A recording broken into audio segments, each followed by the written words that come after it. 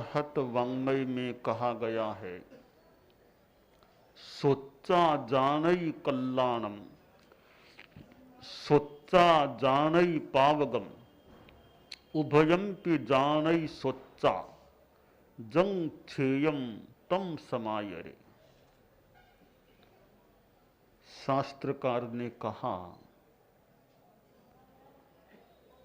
सुनकर कल्याण को जानता है, सुनकर पाप को भी जानता है। कल्याण और पाप दोनों को आदमी सुनकर जान लेता है, परंतु समाचरण उसी का करना चाहिए जो छेक है, श्रेय है। उसका आचरण करने से आदमी आत्मोत्थान की दिशा में आगे बढ़ सकता है। सुनकर ज्ञान प्राप्त किया जाता है। वर्तमान में तो पठन की सामग्री भी प्रचुर मात्रा में मिलती है, सुनने को भी सामग्री मिलती है, पठन को भी मिलती है। कितने कितने ग्रंथ उपलब्ध हैं जिन्हें पढ़कर भी ज्ञानार्जन किया जा सकता है। प्राचीन काल में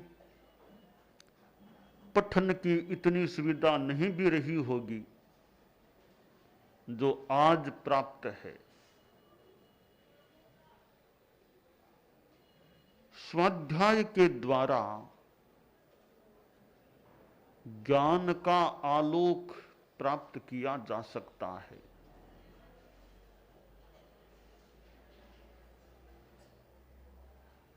साधु को तो स्वाध्याय यथासंभव करना ही चाहिए।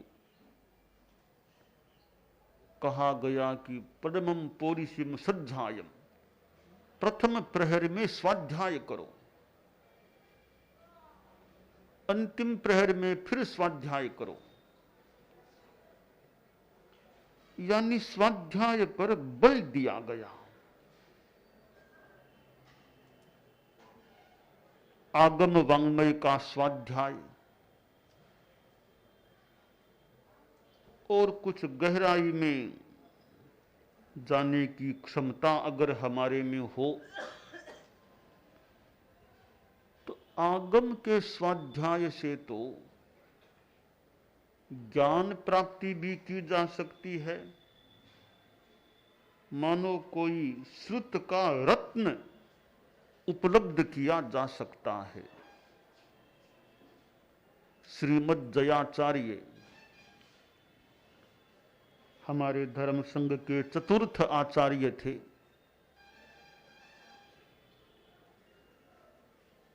कितना स्वाध्याय उन्होंने किया होगा।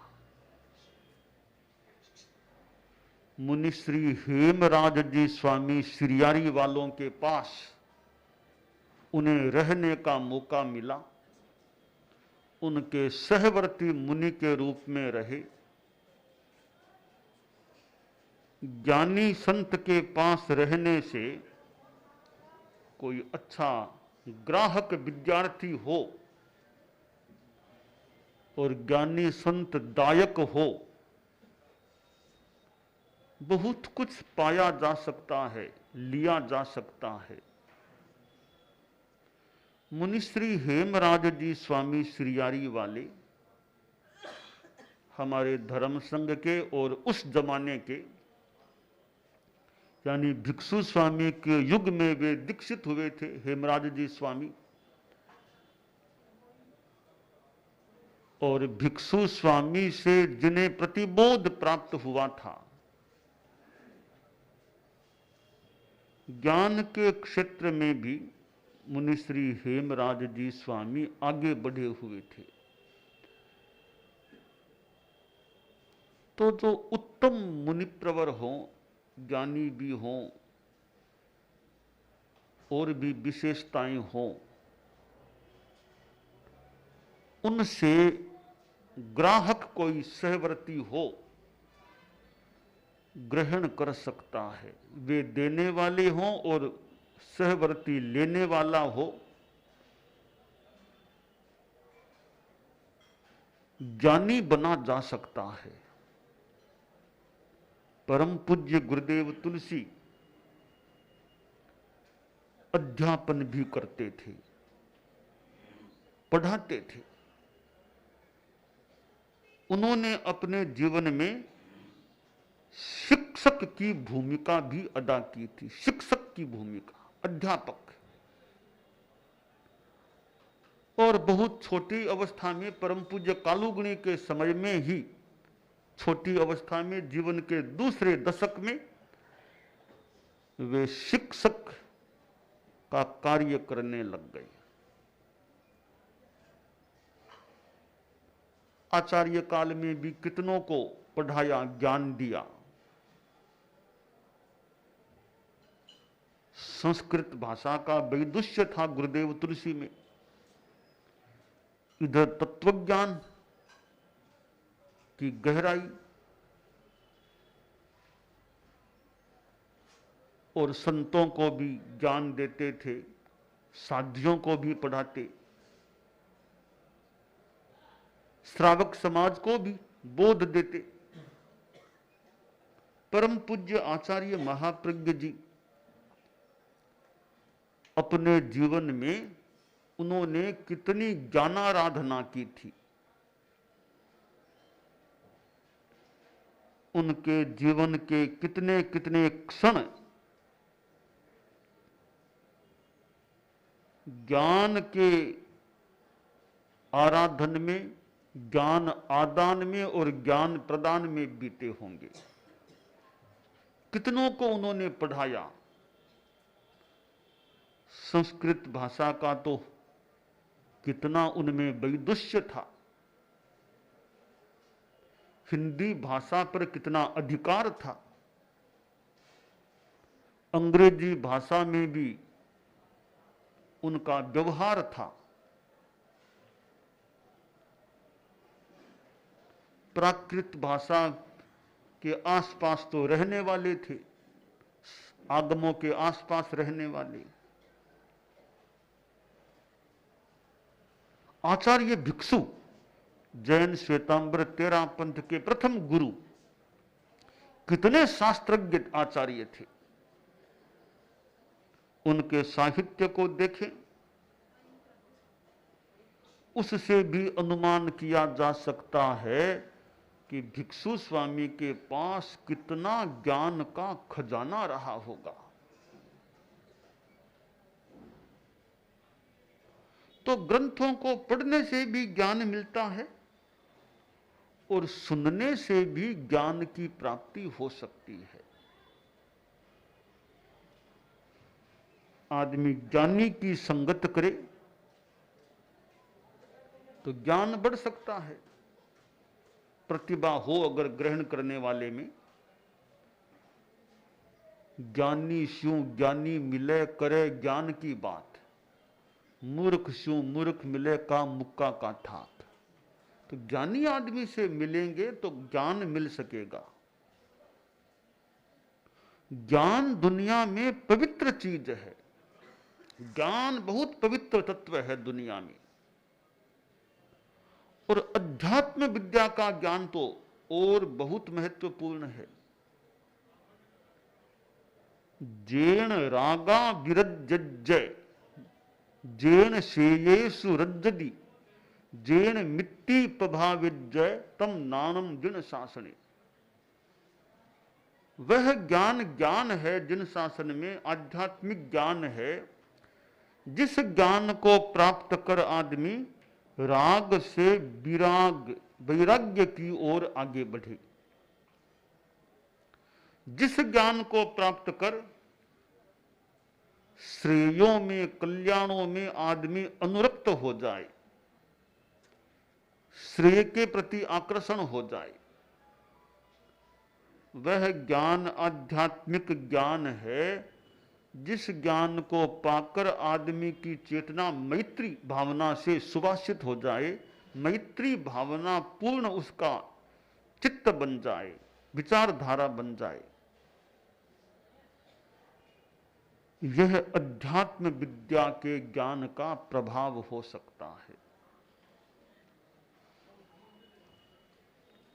साधु स्वाध्याय करे तो गृहस्थों को भी यथोचित यथासंभव ग्रंथों का स्वाध्याय करना चाहिए। 1 बार, 2 बार, 3 बार कुछ कुछ ग्रंथों को दोबारा पढ़ा जाए तो और ज्ञान विशद बन सकता है। दोबारा पढ़े और ज्ञान विशदतर बन सकता है। श्रवण मनन निदिध्यासन, सुने पढ़े फिर साथ में मनन भी होता रहे या हो जाए, या स्फुरना भीतर में हो जाए कि प्रतिपाद्य क्या है, ग्रंथकार क्या कहना चाहता है, ऐदम्पर्य क्या है, तात्पर्य क्या है। ऐदम्पर्य तक पहुंचना खास बात है। एक ऊपरी तौर पर पढ़ लिया, अच्छा है, एक उसका ऐदम्पर्य तात्पर्य प्रतिपाद्य क्या है, पदार्थ, वाक्यार्थ, महावाक्यार्थ, ऐदम्पर्यार्थ। केवल शब्दों को पढ़ लिया, शब्द का अर्थ समझ लिया, ठीक है, वो विज्ञान है, पर गहराई में जाने से ऐदम्पर्य की प्राप्ति हो सकती है कि शब्दों में क्या है, उसका अर्थ गांभीर्य क्या है।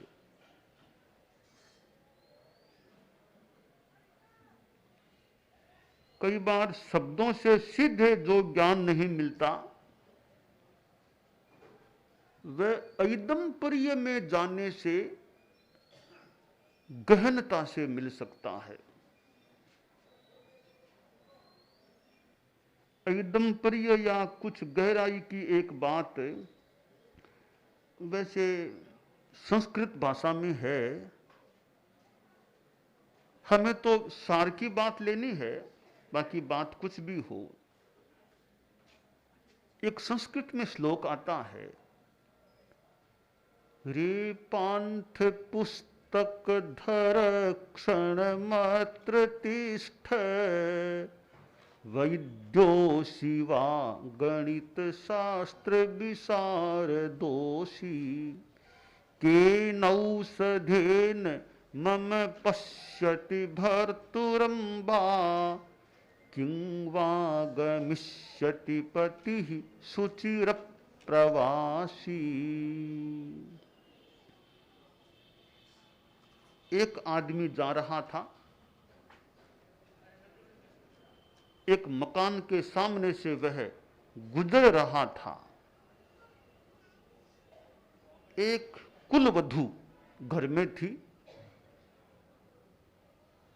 उसने ऊपर से राहगीर को जाते देखा। युवा अवस्था का राहगीर, वह संस्कृत में, या उसकी बात को संस्कृत में कवि ने कहा है, वह बोली, हे पथिक थोड़ा ठहरो, मुझे अपना परिचय दो, तुम कोई वैद्य हो, चिकित्सक हो, या तुम ज्योतिष शास्त्र के, निमित्त शास्त्र के वेत्ता हो। तुम्हारे पास पुस्तकें दिखाई दे रही हैं, तुम क्या हो? वैद्य शास्त्र के वैद्य हो, वैद्यकी के ज्ञाता हो, या तुम ज्योतिषी निमित्त शास्त्र वेत्ता हो?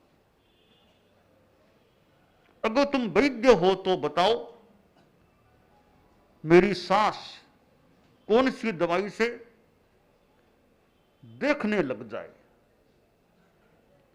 अगर तुम निमित्त शास्त्र या ज्योतिष शास्त्र के वेत्ता हो तो बताओ, मेरे पतिदेव बाहर गए हुए हैं प्रदेश, वे कब लौटेंगे। श्लोक तो इतना सा है, पर इस श्लोक को कहने का या उस कुलवधू के द्वारा कहे जाने का ऐदम्पर्य क्या है, वो थोड़ा सा गहरे में है। तो हम शास्त्रों को पढ़ते हैं, ग्रंथों को पढ़ते हैं, ऐदम्पर्य तक, प्रतिपाद्य तक, ग्रंथकार की अगर भावना तक हमारी पहुंच हो जाए, किस अपेक्षा से कौन सी बात कही गई है, किस परिप्रेक्ष्य में कौन सी बात कही गई है, वहां तक पहुंचना प्रतिभा संपन्न के लिए संभव हो सकता है। कुछ गहराई में जाने वाले के लिए संभव हो सकता है, सबके लिए हालांकि पढ़ने वाले कुछ प्राप्त कर सकते हैं, तो ऐदम्पर्य और गहराई की बात है, वो हर किसी के लिए संभव हो न भी हो।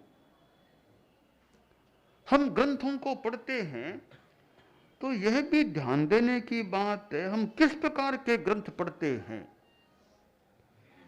सतही ग्रंथों को ही ज्यादा देखते हैं या कुछ गंभीर्य युक्त ग्रंथों को भी पढ़ते हैं। सतही ग्रंथों को पढ़ना भी ठीक हो सकता है, कुछ ज्ञान मिल सकता है, पर गंभीर्य युक्त ग्रंथों का कुछ स्वाध्याय हो, वह कुछ विशेष बात हो सकती है। एक तो ज्यादा समय पत्रिकाएं देखने में, उसमें ज्यादा लगा दिया समय, जो कुछ मनोरंजक चीजें उनको देखने में समय लगा दिया, वो सामान्य सी बात है। एक कुछ तत्व ज्ञान, गहरी ज्ञान, सिद्धांत की बात, जीवनोपयोगी गहरी बात, ऐसे ग्रंथ हैं, उनको पढ़ने में कुछ समय लगाएं,